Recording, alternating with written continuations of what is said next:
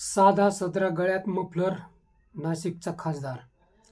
महाराष्ट्रात 2024 मध्ये लोकसभेला अनेक खासदारांची हॅट्रिक झाली. अरविंद सावंत, प्रतापराव जाधव, श्रीरंग बारणे यांना संधी मिळाली, तर काहींनी आपल्या पायावर धोंडा मारून घेतला, तर काहींची थोडक्यात संधी गेली. शेवाळे, गोडसे, लोखंडे यांनी जाळात हात घातला, तर विचारे, गावित, भांबरे, संजय काका पाटील यांचा थोडक्यात पराभव झाला.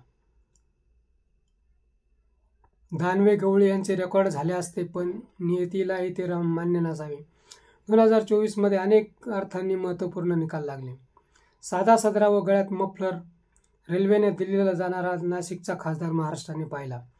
नाशिक या श्रीराम प्रभूंच्या पदस्पर्शाने पावन झालेल्या भूमीतून गद्दारी आणि बंडाळी मतदारांनी फेकून दिली.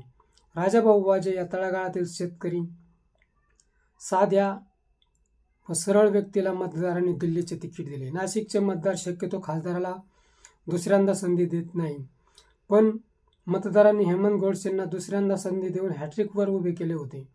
त्यांच्या डोक्यावर फुटीरतेची अवदसा बसली, त्यातूनच त्यांचा राजकीय कार्यक्रम झाला.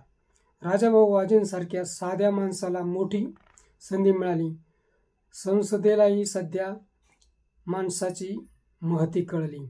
मित्र, हा व्हिडिओ कसा वाटला ते कमेंट बॉक्समध्ये सांगा व ॲक्शन मराठी चॅनलला सबस्क्राईब करा.